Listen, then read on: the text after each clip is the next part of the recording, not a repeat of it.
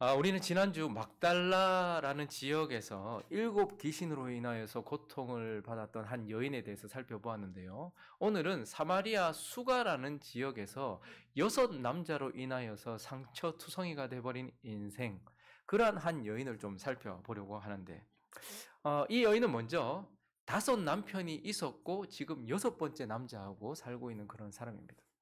요한복음 4장 18절을 보시면요, 예수님께서 이렇게 말씀하셨는데 여러분들이 한번 읽어주시겠습니까? 시작.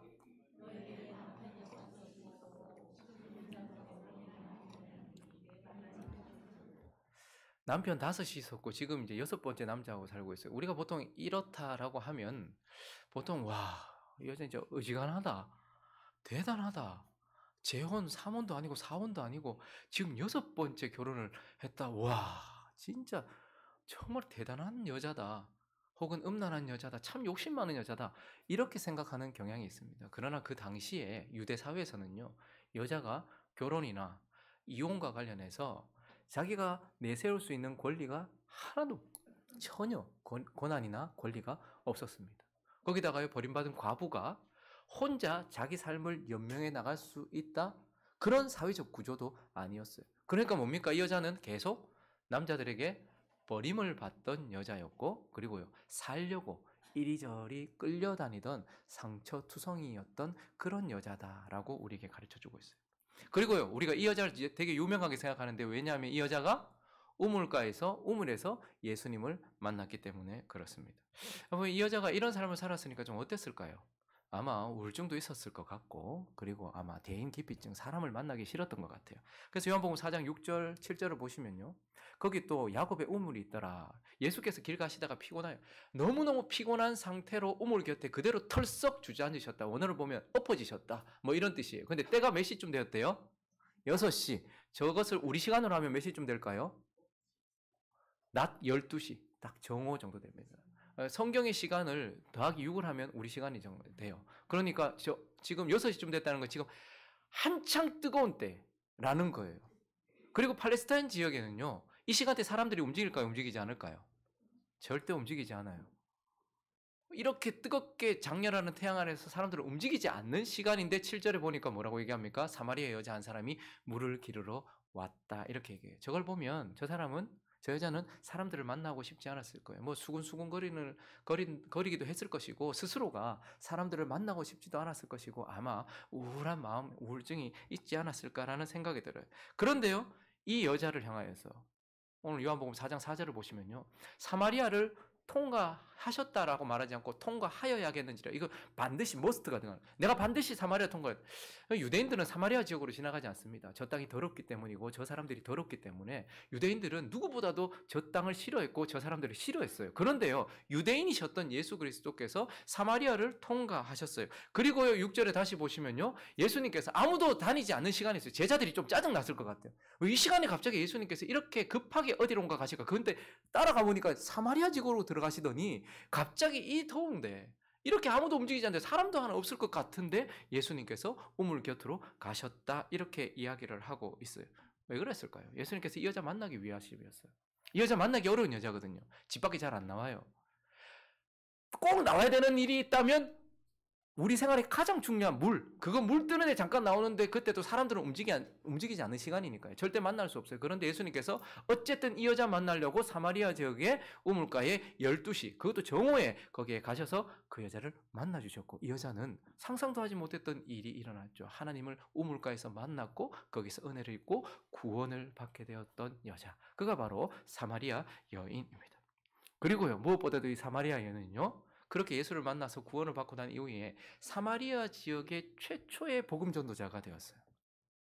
우리가 지난주 살펴보았던 막달라 마리아라는 여자는 부활하신 예수 그리스도의 복음, 그 십자가와 부활의 복음을 제자들에게 가장 먼저 전했던 사도 중에 사도들의 사도였어요. 첫 번째 최초의 부활의 복음 증거자였다면, 오늘 이 여자는요, 사마리아 지역, 이 지역은 쉽게 말하면 하나님이 버린 땅이라고 생각하는 지역. 누구도 여기에 관심을 두지 않고 누구도 여기에 복음이나 귀한 것을 전하지 않았어요. 그런데 이 여자가 어떻게 했다고 말합니까? 4장 28절과 29절에 보시면 여자가 거기서 물동이를 버려보고 동네로 뛰어들어가, 사람을 피했던 그 여자가 동네로 뛰어들어가서 예수를 향하여서 29절에 보니까요, 내가 행한 모든 일을 내게 말한 사람 와서 봐라. 빌리며 말했던, 안드레가 말했던 이는 그리스도가 아니냐라고 이렇게 말했고, 그 일로 인하여서 39절에 보니까요, 읽어주시겠습니까? 시작.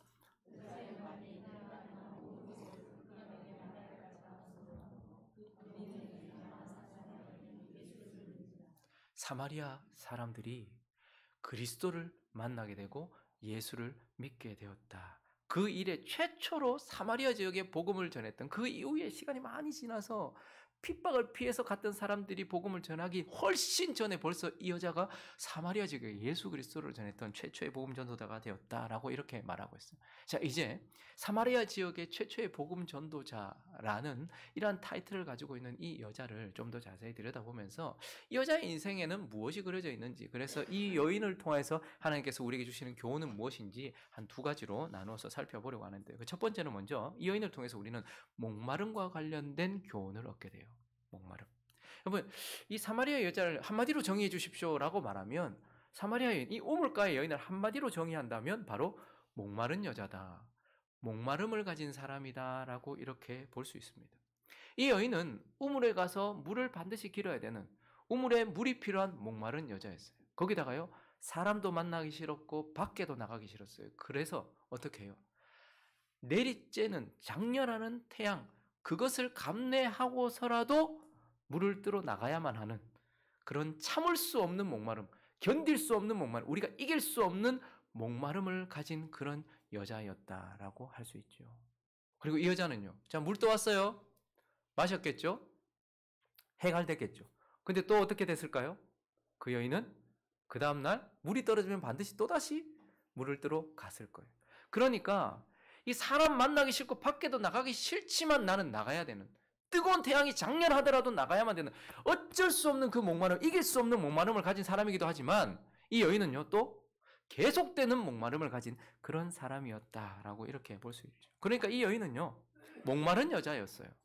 그런데 또 한편 이 여인을 뭐라고 소개할 수 있을까? 그런 상태에 있는 저와 여러분을 고스란히 비춰주는 거울과 같은 사람이라는 거예요.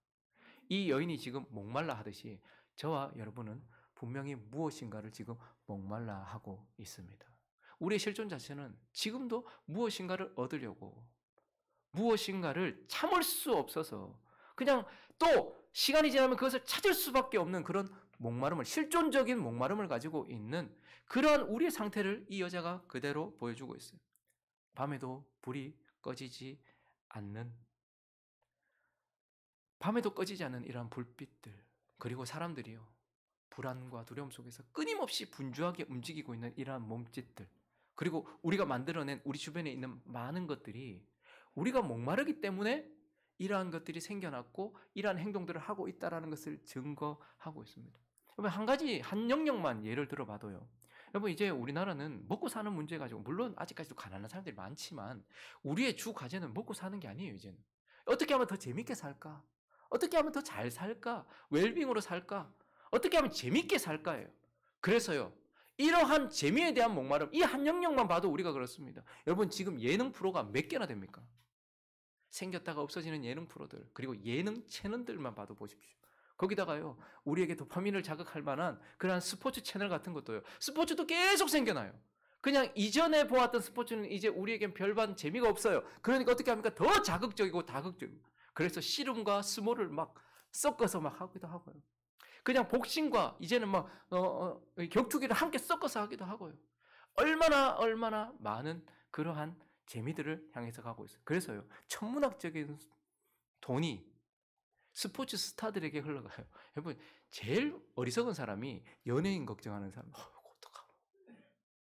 그 사람들 한번 1시간, 2시간 거기 나오면 몇 억씩 받잖아요. 그리고요, 손흥민 걱정하시는 분들 1년의 연봉이 몇천억입니다. 막 어떡하노? 왜 그럴까요? 끊임없이 목말라 하고 있는 우리의 영역을 그 사람이 채워줄 수 있다고 생각하기 때문에 거기다 우리는 막 퍼붓는 거예요. 그러니까 이 여인은요, 지금도 무엇인가, 사람마다 다 목마른 영역은 달라요. 근데 무엇인가를 끊임없이 목말라서 찾아 헤매고 계속해서 찾아 헤매고 있는 우리의 모습을 고스란히 보여주는 거울과 같은 여자예요. 그런데 우리가 이 여자를 살펴보는 이유는요, 우리가 그렇다는 것을 보여주기 때문이 아니고 이 여자가 그랬던 여자가 해결했기 때문이에요. 이 목마름을 해결했기 때문이에요. 그래서 우리는 이 여자를 통해서 오늘 28절을 보니까요, 목말라서 늘 물동이를 가지고 있었던 그 여자가 물동이를 버렸다 이렇게 얘기합니다. 그리고 29절을 보니까요, 사람들을 늘 피했던 그녀가 사람들을 향해서 와서 그리스도를 전하는 사람이 되었다. 목마름이 완전히 해결되었다라는 것을 우리는 보게 돼요. 그래서 우리는 이 여자를 통해서 우리 인생이 무엇인가를 향해 계속해서 목말라 하고 있어요. 밤새 핸드폰 봐놓고 아침에 눈 뜨자마자 핸드폰을 보고, 밤새 핸드폰 보면서 주식 봐놓고 아침에 눈 뜨자마자 주식을 보고, 밤새 드라마를 봐놓고 그 다음날 또다시 무슨 드라마를 볼지를 계획하고, 밤새 우리는 이것을 먹고 저것을 먹었으면서 그 다음날 또 뭘 먹을까를 생각하면서 끊임없이 목말라 하고 있는, 그게 여자가 될 수도 있고 돈이 될 수도 있고 뭐도 될 수도 있는 그런 이 여인과 같았던 우리가 어떻게 그런 목마름이 해결되는가를 이 여자가 우리에게 보여줘요. 어떻게 해결됩니까? 먼저는 예수가 그리스도가 되실 때, 예수가 그리스도가 되실 때 이 여자의 목마름이 해결되기 시작해요. 그럼 예수님께서 유대인들은 절대 지나지 않는 사마리아 지역을 통과하셨고요. 그리고 아무도 지나지 않는 때에 정오에 그 장렬한 태양을 뚫고서 예수님께서 우물가로 가셔서 이 여인을 만나셨어요. 이 여인에게 하나님이 찾아오셨단 말이에요. 그런데요, 하나님이 찾아오신 그 순간에 이 여인은 예수를 보면서 뭐라고 이야기를 합니까? 요한복음 4장 9절 읽어주시겠습니까? 시작.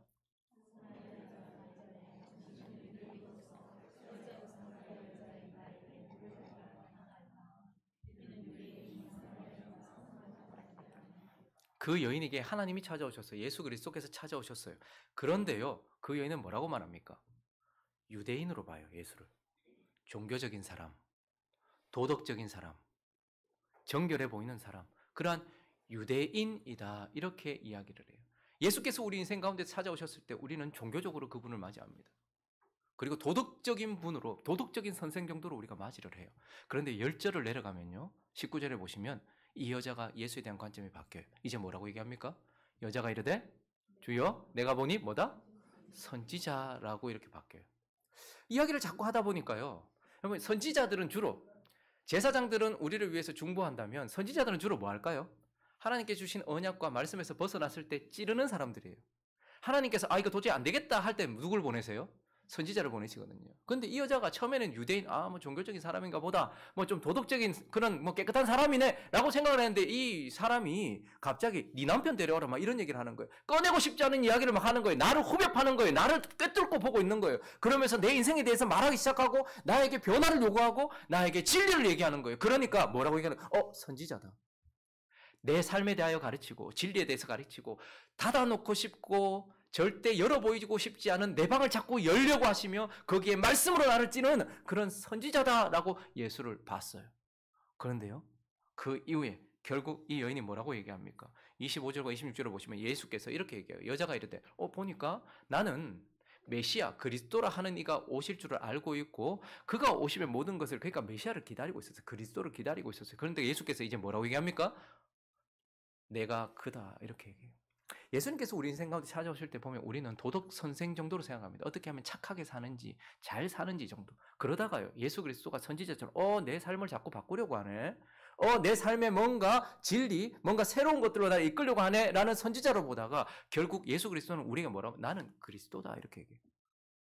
나는 너희 문제 해결이나 소원 성취, 너희 도덕적인 삶을 요구하는 그러한 자가 아니고 나는 너희의 구세주다. 너희 죄를 씻는 그리스도요, 너희 삶의 주인이다 라고 이렇게 말해요. 그런데 29절에 보니까 그 여자가 드디어 내가 행한 모든 일을 내게 말하는 이 사람을 봐라. 이는 뭐라고 말합니까? 그리스도. 많은 사람들의 삶 속에 예수께서 찾아오십니다. 지금 저와 여러분의 삶 속에도 예수께서 찾아오셨어요. 근데 많은 사람들이 예수를 그저 도덕 선생 정도로 생각해요. 그리고 또 어떤 사람은 그저 선지자 정도로 생각해요. 그런데요, 정말 우리 삶의 목마름이 해결되기 위해 중요한 것은 우리 삶에 찾아오셨고 지금도 우리 삶에 계신 그분이 뭐가 되어야 되는 거예요? 그리스도가 돼야 돼요. 우리 삶의 그리스도가 돼야 돼요. 죄인된 내 삶을 변화시키고 지옥 갈 내 삶을 변화시키며 영원히 죽을 수밖에 없는 내 삶의 생명을 주시는 그리스도가 되어질 때, 그때 우리의 목마름의 해결이 시작된다라는 거예요. 그리고요, 우리의 목마름이 어떻게 해결되는가? 이 여인을 통해서 주님께서 가르쳐 주는 것, 예수가 그리스도가 될 때를 넘어서 예수가 남편이 될 때입니다. 우리 인생이 정말 계속 목마르거든요. 뭔가를 계속 찾아 헤매고 계속 만들고 뭔가를 계속해서 목말라요. 그래서 이것저것, 여러분 TV 요즘 보면요, 뭐 이혼 숙녀 캠프 이런 거 보면 이제 막 답이 없는 사람들이 너무 많이 나오죠. 근데 모두가 다 뭔가에 빠져 있어요. 시어머니가 뭐 사채를 썼다고, 남편은 계속 막 핸드폰 4개로 돌려가면서 게임을 하고, 아이들은 또 이것에 빠져있고 저것에 빠져있고, 누구도 탓하지 못할 만큼 이 사람은 나쁜 것에 빠져있다면 이 사람은 또 이것에 빠져있으니까요. 계속해서 뭔가 그래요. 우리 인생 가운데 이런 목마름이 해결되는 정말 중요한 포인트는 무엇이냐면 그 예수가 내게 남편이 되어질 때입니다. 예수님께서 이 여자에게, 목말라하는 이 여자에게, 우물가에 있는 여자, 여러분 우물가에 있는데도 목마르잖아요. 그러니까 이 여자에게 뭐라고 얘기하시냐면 네 문제는 육체적인 것이 아니다. 외적인 것이 아니다. 네 목마름, 네 문제는 육체적인 것이 아니다라고 얘기해요. 그래서 우물가에서 예수님께서 이렇게 말합니다. 요한복음 4장 13절부터 보시면 예수께서 대답하여 이르시되 이 물을 마시는 자, 너 이거 먹으면 해결될 거라고 생각해서 매일 여기 와서 이거 해가잖아. 항상 이거 떠가잖아. 이 태양 아래서도 와서 이거 떠가잖아. 근데 이 물을 마시는 자는 다시 목마를 거다. 근데 내가 주는 물을 마시는 자는 영원히 목마르지 아니하리니 내가 주는 물은 그 속에서 영생하도록 솟아나는 샘물이 되리라. 그러니까 이 여자가 바로 뭐라고 얘기합니까? 그런 물 내게 주세요 라고 이야기해요. 그러니까 자기가 계속해서 목말라서 여기서 물 보고 있는데 네 진짜 목마름의 문제는 육체적인 것이 아니다 이렇게 얘기해요. 그러면서 이 여인의 문제가 뭐라고 얘기하는 겁니까? 네 목마름의 문제, 네 진짜 문제는 영적인 것이고 남편 때문이다 이렇게 얘기해요. 그래서 16절에 뭐라고 얘기합니까?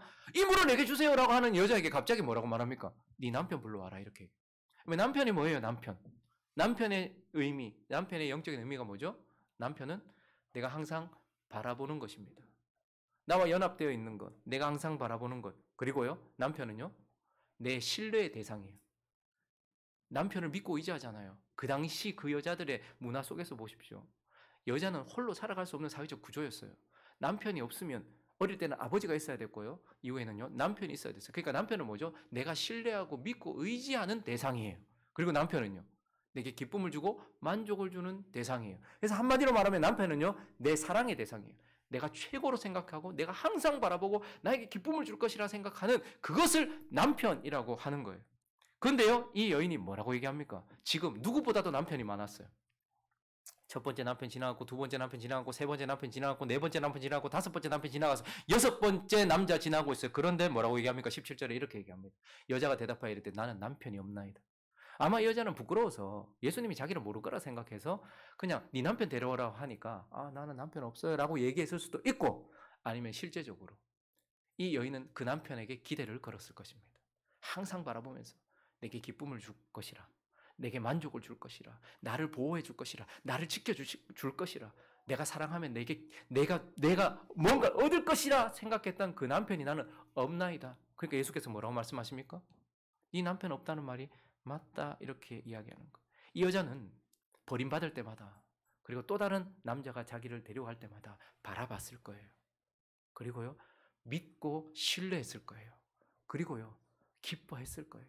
그리고 사랑했을 거예요. 전부를 걸었을 거예요. 그런데 그때마다 어떻게 해요? 버림받고 상처받고 버림받고 상처받으면서 계속 자기 삶의 목마름이 찾아왔던 거예요. 그러니까 우리 인생의 목마름의 문제는 사실 내가 뭔가를 가지지 않아서가 아니에요. 우물이 없거나 우물가에 물을 내가 못 마셨기 때문이 아니란 말이에요. 육체적인 것 때문이 아니라는 말이에요. 영적인 거란 말이에요. 내가 뭔가를 잘못된 것을 사랑하고 내가 잘못된 것을 신뢰하고 잘못된 것을 기뻐하고 그것을 붙잡았기 때문이다라고 얘기하면서 이 여인을 통해서 하나님 뭐라고 말하는 거예요? 네가 목마른 이유는 남편 때문이고, 그래서 네 목마름이 해결되기 위해서는 뭐죠?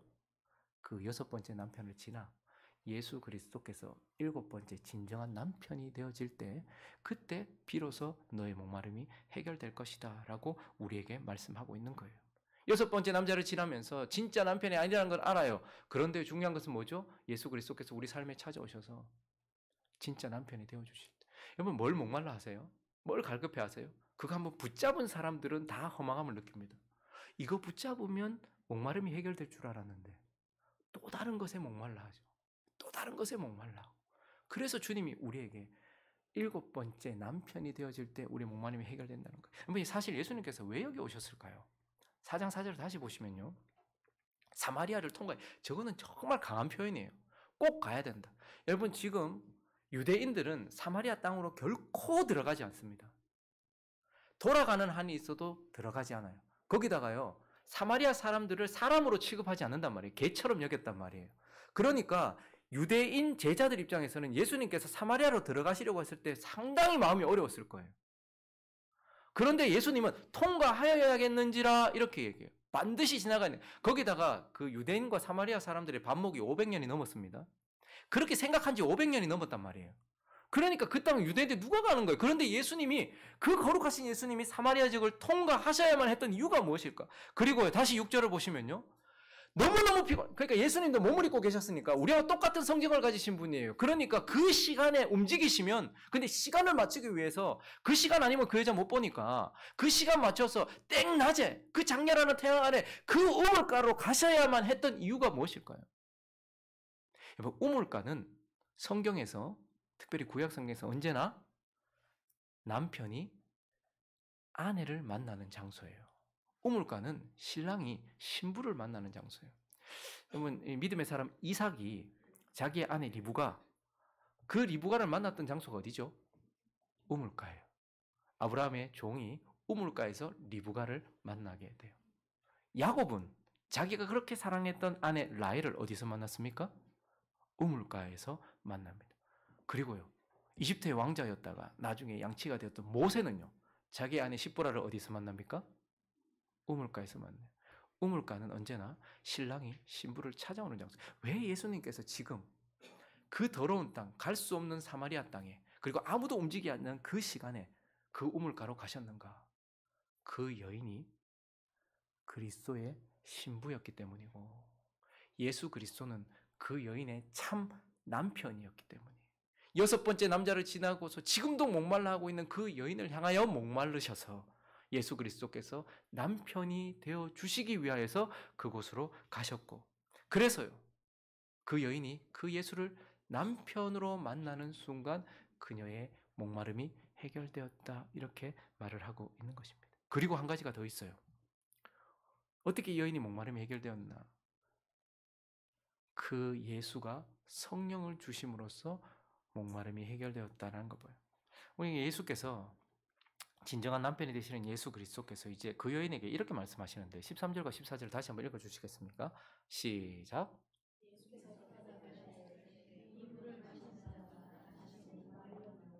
내가 주는 물을 마시는 자는 영원히 목마르지 아니하리니 내가 주는 물은 그 속에서 영생하도록 솟아나는 샘물이 되리라. 이 물 마시면 다시 목말라. 그런데 내가 주는 물을 마셔야지 너희가 목마르지 않을 거야. 이렇게 말씀하셨고 요한복음 조금 더 넘어가서 7장에는 이 물이 뭔지를 우리에게 말씀해 주고 있어요. 명절 끝날 곧 큰 날에 예수께서 서서 외치시니 누구든지 목마르거든 내게로 와서 마시라. 나를 믿는 자는 성경에 이런 것 같이 그 배에서 생수의 강이 흘러나오리라 하시니 이는 그를 믿는 자들이 받을 뭐를 가리켜? 성령을 가리켜 말씀하신 것이라. 예수께서 아직 영광을 받지 아니하셨으므로 성령이 아직 그들에게 계시지 아니하셨다 이렇게 말하고 있어요. 그래서 예수 그리스도는 그 여인에게 내가 주는 물을 마셔야 된다라고 말했고 내가 주는 물이란 결국 뭐라고요? 그를 믿는 자에게 주어지는 성령이라고 말했고 그리고 누가복음으로 가볼까요? 11절 9절부터 보시면 내가 또 너에게 이르노니 구하라. 그러면 너에게 주실 것이요 찾으라.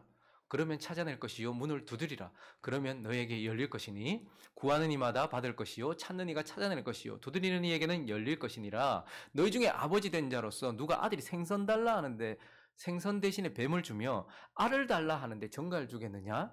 너희가 악할지라도 좋은 것을 자식에게 줄 줄 알거든 하물며 너희 하늘 아버지께서 구하는 자에게 뭐를 주시지 않겠느냐? 성령. 그러니까 우리가 구하라 찾으라 두리라 이 말 정말 좋아해요. 그래서 자기가 오라고 막 하는데 사실 저 말씀을 주신 이유는 뭐냐면 뭘 구하라는 거예요. 성령을 구하라는 거예요. 그러므로 우리가 구원받을 때 우리 모두는 다 성령으로 구원받습니다. 그걸 성령 세례라고 합니다. 단회적이고 일시적으로 우리가 성령으로 말미암아 구원을 받아요. 그런데요. 그 성령 세례와 성령 충만은 다른 거예요. 주님께서 우리에게 구하라고 하신 것은 뭐냐면 그 단회적이고 일시적인 성령 세례를 말하는 게 아니고요. 우리는 하나님의 은혜로 성령 세례를 받아서 구원을 받았어요. 그런데 구원 받았기 때문에 이제 우리는 뭐가 필요한 거예요?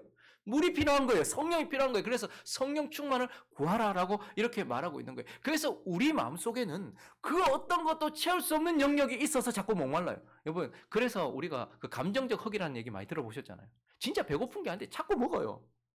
나도 어제 그랬는데. 그러니까 자꾸 진짜 뭐 부족한 게 아닌데 자꾸 뭘 자꾸 찾아요.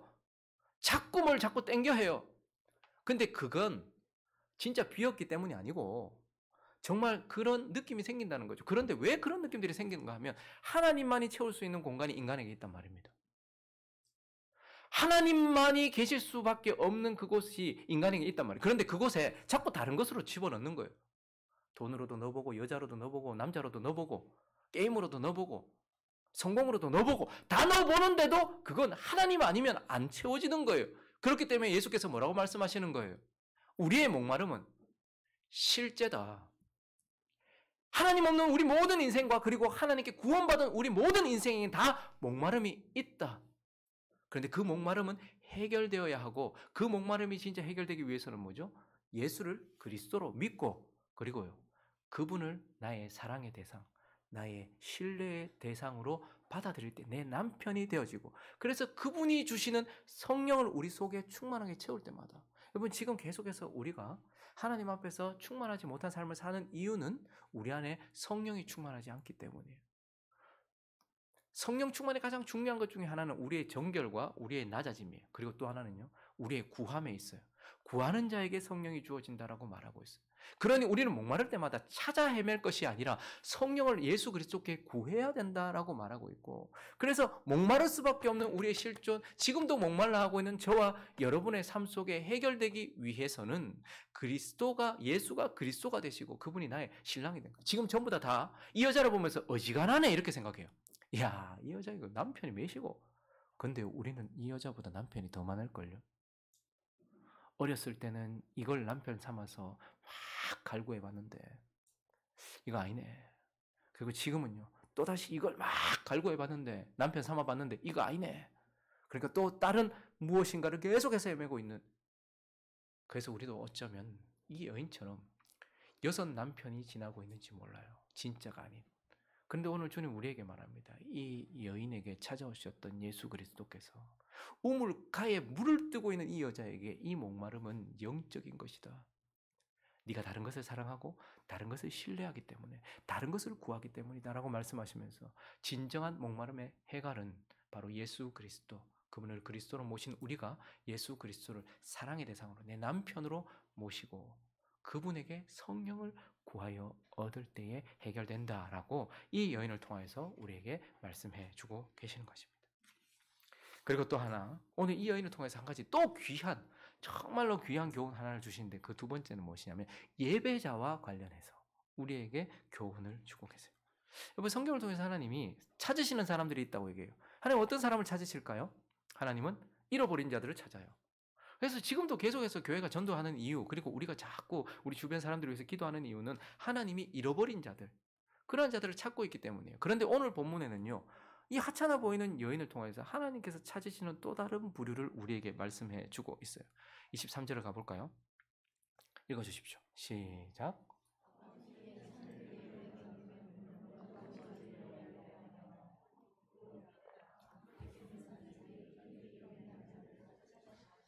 참되게 예배하는 자들 아버지께 이렇게 예배하는 자 예배자를 찾으신다. 우리는 하나님이 잃어버린 자만 찾으시는 게 아니고요. 정말 그래서 잃어버린 한 마리 잃어버린 양을 위해서 모든 것을 버리고 이 땅에 오신 하나님의 그 사랑을 우리가 생각해야 되겠지만 그것만큼 간절하게 하나님이 지금 찾고 계시는 사람이 있는데 뭐라고요? 아버지께 이렇게 예배하는 예배자들을 찾으신다. 예배자를 찾으신다. 이렇게 말씀하고 있고 오늘 이 여인은요. 그러면 하나님이 찾으시는 예배자는 어떤 예배자인가? 무엇이 올바른 예배자인가? 여러분 사실 지금 여기 있는 저와 여러분 우리 모두 그리고 여기 밖에 있는 세상에 있는 모든 사람도 다 예배자예요. 뭔가를 추구하고 있잖아요. 열심으로 자기 것을 소비해가면서 그것을 추구하고 있잖아요. 그게 예배예요. 내가 가장 소중하게 생각하는 건 내가 제일 좋아하는 것을 마음 중심에 놓고 그걸 힘껏 쫓아가는 삶 자체가 예배라고 말씀드렸잖아요. 그러니까 다 예배자예요. 그런데 하나님은 이렇게 예배하는 자를 찾으신다. 진짜 예배자를 찾으신다고 말하고 있고 이 여인을 통해서 우리는 하나님이 찾으시는 예배자가 어떤 예배자인지를 보게 돼요. 그 첫 번째는요. 모든 장소, 모든 때에 지금 예배하는 예배자를 찾으신다라는 거예요. 여러분 사람들이 예배와 관련해서 제일 중요하게 생각하는 요소가 뭐냐면 장소예요. 오늘도 보시면요. 4장 20절을 보시면 이 사마리아 사람들하고 그러니까 이 남유다 사람들하고 이 반목한 지 500년이 넘었다 했잖아요. 그러니까 서로가 서로를 향해서 막 삿대질하고 있었죠. 그런데 이 사마리아 사람들은 이 산, 이 그리심산이었거든요. 그리고 여기 야곱의 우물이니까 막 뭔가 이렇게 좀 전통도 있고 막 그렇잖아요. 그러니까 우리 조상들은 이 산에서 예배해야 했고 예배해야 된다라고 말했어요. 하나님은 시내 산에서도 예배를 받고 그러니까 이 그리심산에서 우리는 예배해야 된다라고 우리 조상들은 얘기하더라. 그런데 유대인들은 또 예루살렘 성전에서 예배해야 된다 하대. 그래서 우리가 예배와 관련돼서 제일 중요하게 생각하는 뭐냐면 어디서 하느냐를 제일 장소, 어떤 지역 이걸 제일 중요하게 생각을 해요. 그래서요 하나님에 대한 개념, 신에 대한 개념도 지역과 연결이 되어 있어요. 한 장만 찾아볼까요? 열왕기상 20장 28절. 저것은 저 당시 저 사람들만 아니고 지금도 이어지고 있는데 그때 하나님의 사람이 이스라엘 왕에게 나와 말하 이르되 여호와의 말씀에 아람 사람들이 어떻게 생각하고 있냐면 말하기를 여호와는 산의 신이요 골짜기의 신은 아니다. 그러므로 내가 이 큰 군대를 다 내 손에 넘기리라고 얘기해요. 그러니까 아람 사람들은 뭐라고 하냐면 하나님은 산의 신. 그러니까 신의 산에서 뭐 내려오셨고 막 그러잖아요. 그러니까 산의 신이다. 그리고 광야에서는 우리를 살릴 수 있는 신이다. 이렇게 얘기해요. 그런데요. 아람 사람만 그렇게 생각한 게 아니고 이스라엘 백성들도 그렇게 생각을 하고 있는 거죠. 많은 사람들이 지역과 신을 연결시키고 있는 거예요. 그래서요. 이스라엘 백성들이요. 광야에서는 하나님을 의지했거든요. 여호와를 의지했거든요. 근데 여호와는 광야에서는 신이지만 어떻게 해요? 농사짓는 가나안 땅에서는 신이 아니다. 이렇게 생각해서 누구를 섬겨요?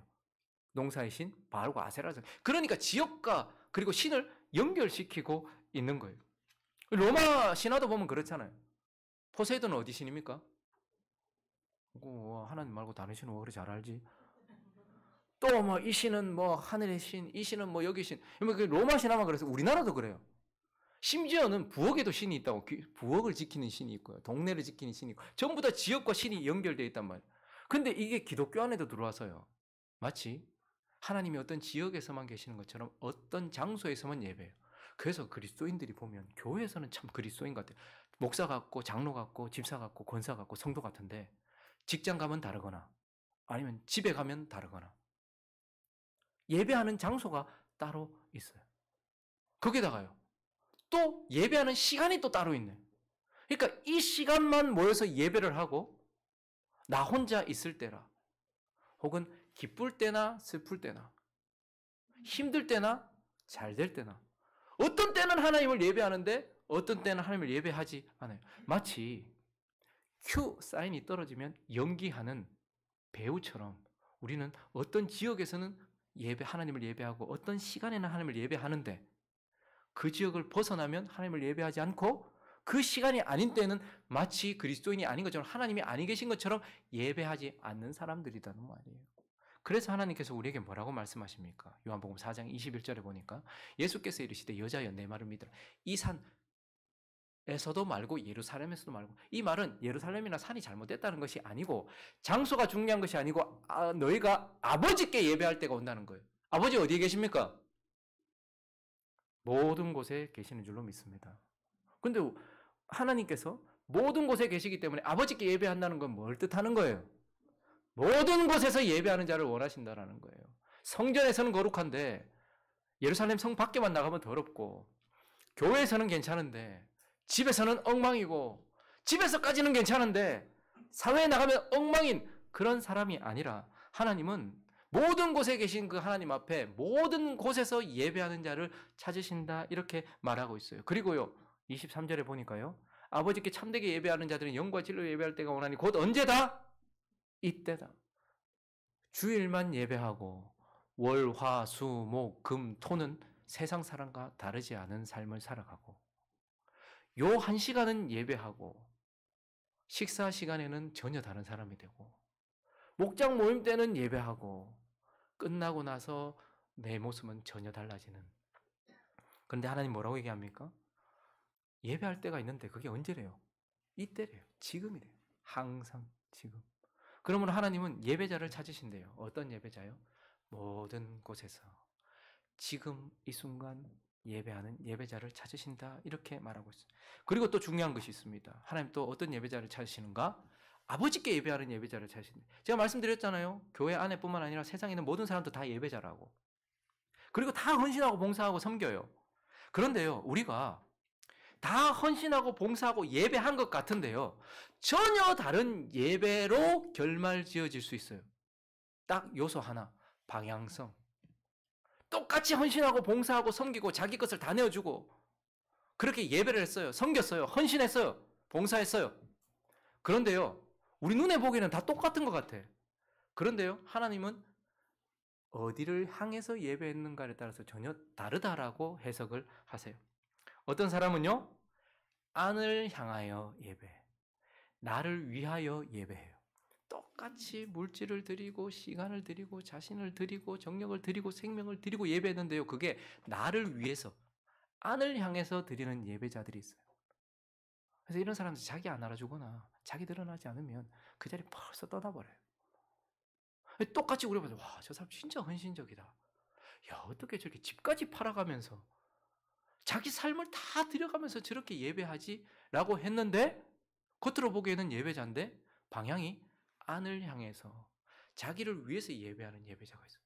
그리고 또 어떤 예배자는요, 밖을 향해서 타인을 위해서 예배하는 예배자들이 있어요. 다른 사람들을 위해서. 예수 안 믿는 사람들도 가족들을 위해서 자기 뼈 빠지게 일합니다. 사람을 위해서. 사람을 위해서 잘못됐다는 게 아니라. 그런데 방향이 사람을 향해 있는 사람들이 있어요. 근데 진짜 예배는 뭐죠? 방향이 어디여야 합니까? 위를 향해서 아버지께 예배하는 거예요. 그래서 사람을 섬기더라도 하나님께서 이웃을 사랑하라 하셨기 때문에 하나님을 사랑하고 이웃을 사랑하는 것이죠. 하나님 없는 인생들이 사람을 사랑하는 것은 오히려 죄가 될 겁니다. 나중에 더 많은 하나님께 벌을 받게 될 거예요. 하나님은 하나님을 사랑하기 때문에 하나님이 주신 사랑으로, 하나님의 사랑으로 사람들을 사랑하게 하셨단 말이에요. 그러니까 방향이 뭐예요? 정말 중요해요. 똑같이 우리가 볼 때는 다 예배자인데요. 어떤 사람은 안을 향해 있고 자기를 위해 있고, 어떤 사람은 사람을 향해 있고요. 어떤 사람은 위를 향해 있어요. 여러분, 십자가를 그래서 해석할 때도요, 예수 그리스도께서 십자가에서 예배를 드리셨어요. 자기 전부를 태워드렸어요. 그런데요, 예수 그리스도의 십자가의 방향은 뭡니까? 어떤 사람은 예수 그리스도가 자기를 위해서, 자기 만족을 위해서, 모범을 보이기 위해서 십자가를 지셨다, 이렇게 해석하는 사람이 있어요. 그리고 어떤 사람은요, 사람들을 감동시키기 위해서, 예수께서 십자가에서 죽으심으로 인하여서 사람들이 그거 보고 와, 하나님의 아들이 나를 이만큼 사랑하나, 그래서 사람들을 감동하기 위해서 사람들을 향해서 예배드렸다, 이렇게 생각해요. 그러나 예수 그리스도의 십자가는 어디를 향했습니까?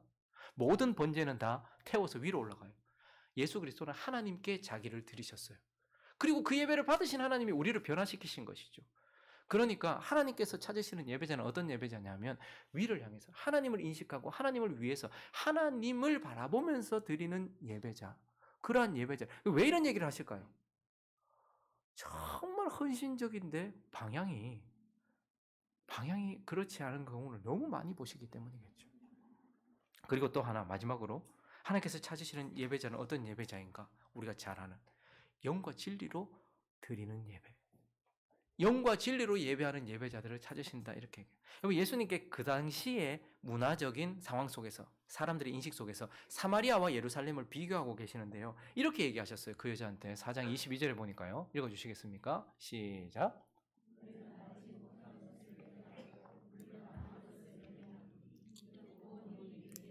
자, 지금 이건 저 당시 인식이에요. 그러니까 예루살렘, 하나님의 말씀이 있고 예배가 있고 성전이 있고 하나님의 임재가 있는 예루살렘에 있는 사람들은 아는 것을 예배하고, 사마리아 지역에 있는 사람은 알지 못하면서 예배한다, 이렇게 지금 얘기하고 있어요. 자, 사마리아가 어디입니까?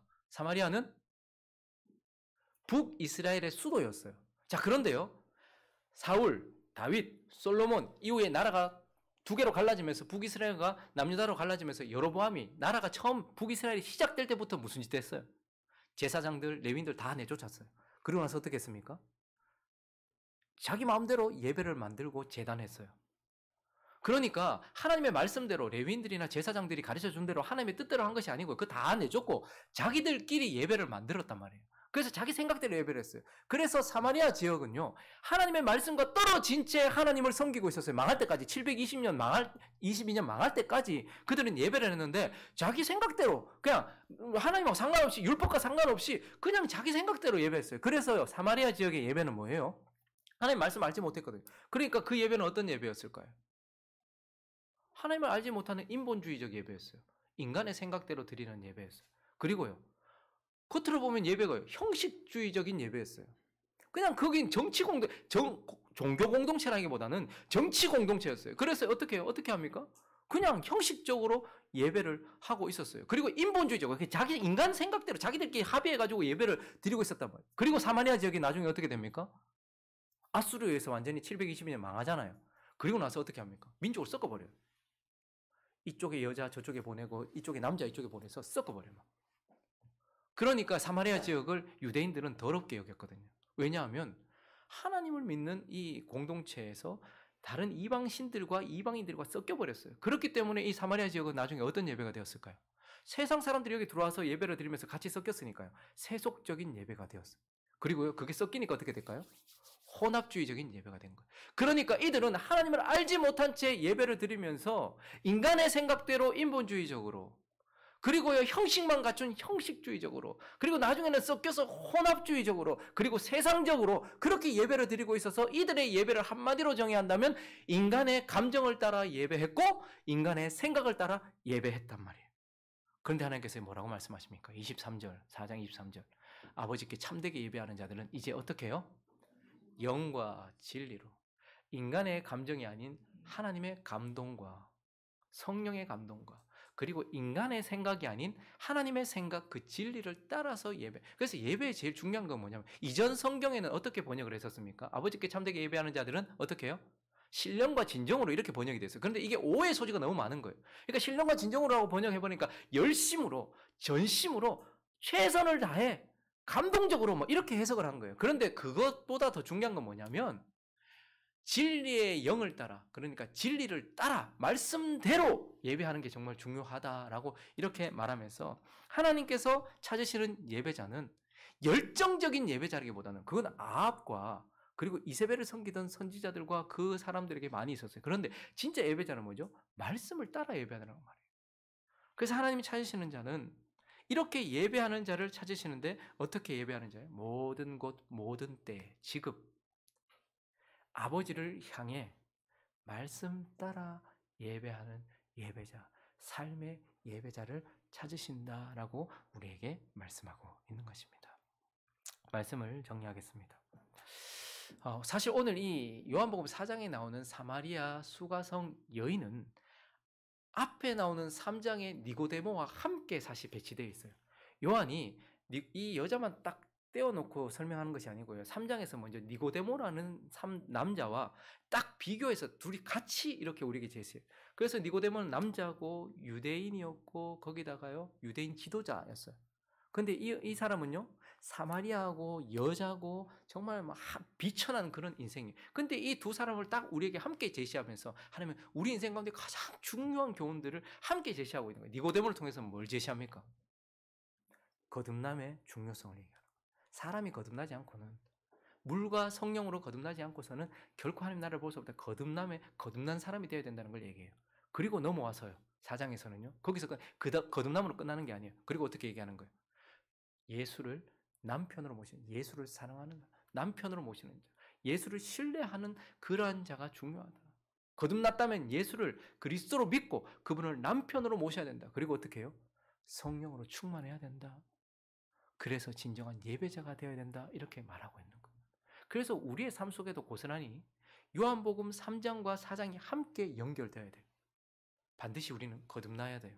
근데 거기서 그쳐지면 안 되고요, 4장으로 넘어온 것처럼 우리 삶에도 그렇기 때문에 거듭났다면 우리는 예수를 우리의 신랑, 우리의 남편, 그리스도로 믿고 남편으로 모시고, 그리고 성령으로 구하여 성령 충만으로 살아가야 된다는 거예요.